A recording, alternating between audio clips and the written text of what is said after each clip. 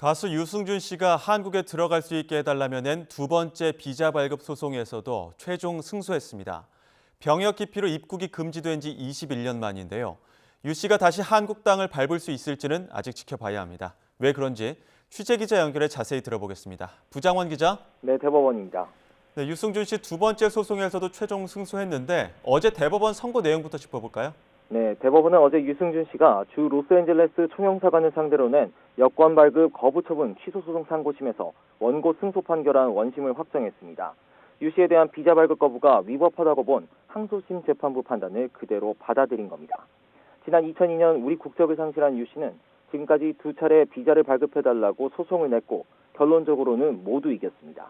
먼저 39살이던 2015년 LA 총영사관이 재외동포 비자 발급을 거부하자 이를 취소해달라며 첫 번째 소송을 냈고 파기환송심과 제3고심 끝에 최종 승소 판결을 받았습니다. 유 씨는 이 판결을 근거로 다시 비자 발급을 신청했는데 지난 2020년 7월 LA 총영사관은 재외동포법을 근거로 유 씨의 비자 발급을 재차 거부했습니다. 앞선 대법원 판단 취지는 비자 발급 거부 과정에서 절차에 위법이 있었다는 것으로 비자를 발급하라는 내용은 아니었기 때문입니다.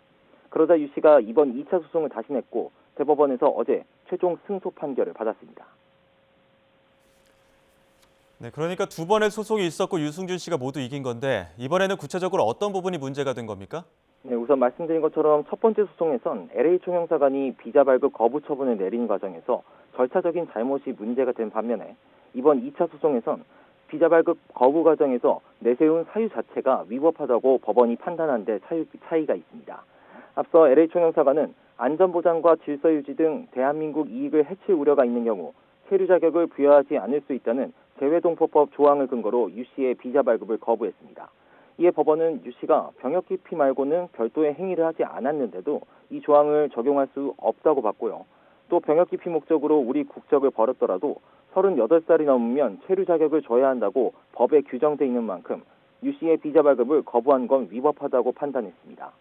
이에 외교당국은 어제 대법원 판결 이후 사법부의 판단을 존중한다며 향후 관계부처와 협의해 필요한 조치를 검토해 나가겠다고 짧은 입장을 냈습니다.